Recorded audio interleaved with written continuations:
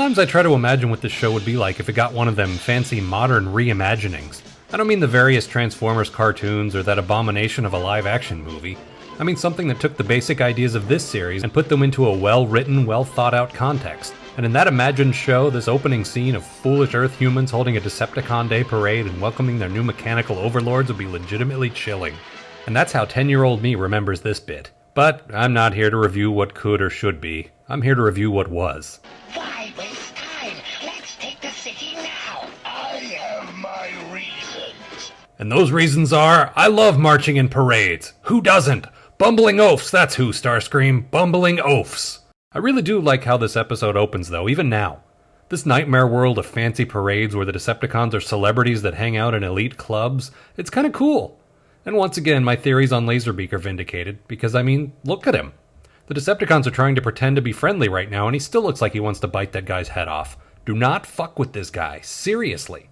Meanwhile, out in space, which you'll remember from way back in episode 1 as Blue, the Autobots figure out that their ship is targeted for the sun. Not by looking out the window and seeing that the sun is practically within reach, but by Hound shooting out some kind of special ray.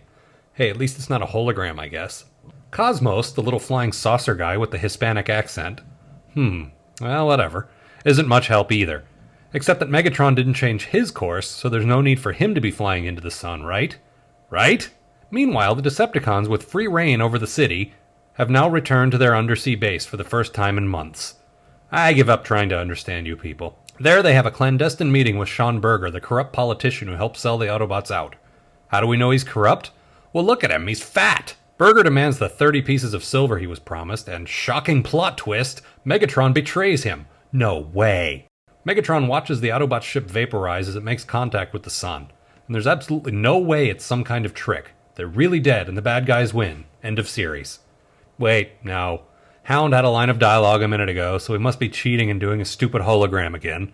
I swear, I could actually do the next episode blindfolded. Honestly. Meanwhile, Spike shows the tape that he found during the Autobots' trial before they left to the mayor. Hey, what's that old Earth expression? Better late than something? Never mind, it doesn't matter. The mayor believes him and calls the footage conclusive, because apparently all you needed in 1985 to prove anything was a videotape. Man, those were simpler times. Megatron throws the coolest press conference ever. Mr. Megatron, now that the Autobots are gone, what are your plans here on Earth? I'm glad you asked, Earth Germ. What? My plan is to conquer this mudball of a planet and suck it dry of energy. And then his guys go on a random tear of destruction, which is quite cool. We've finally moved past the whole bleed this planet's energy dry business, and now we're just breaking stuff because we can. I approve. Wait, no. The humans are enslaved making energon cubes, which is also kind of cool, I suppose. Except that somehow Chip is a slave too, which... Well, hey, I try to be politically correct when I can, but let's be honest here. Truly evil robots would thin the herd of the likes of Chip. But then, how else could he escape and save the day? Yeah, I don't get why they didn't execute Spike, Sparkplug, Chip, Carly, and any other human friends the Autobots have, right on the spot. I would have. I mean, I was actually with you on the parade thing, but here you lost me. So, Chip makes his elaborate escape, conveniently finding accessible ramps everywhere he needs to go. He eventually makes his way back to Teletran 1, which is also not destroyed for some reason, and finds out what happened. Oh, it turns out I was wrong about the way they survived, actually. It was Trailbreaker's force field, not Hound's holograms. So they only used the second most overused cop-out instead of the first. Or maybe the third. Yeah, where the hell are the Dinobots in all this anyway?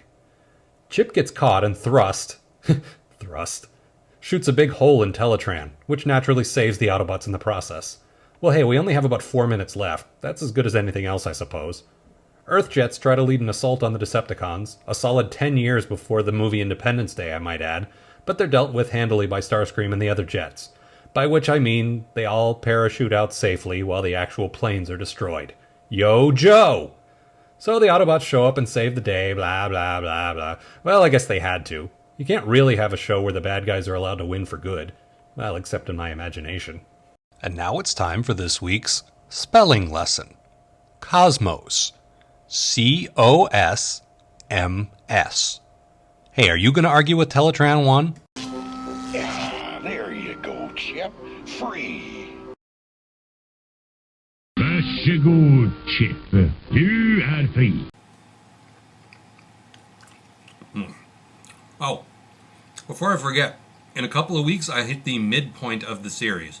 At that point, I think I'm going to do a frequently asked questions installment. So if you have any particular questions you would like me to address about me, about these reviews, about the series, let me know. Give them to me. Shoot me an email via the website that appears at the end here, or give me a YouTube comment. It's not hard to figure out how to reach me. So ask me your questions and I shall answer them.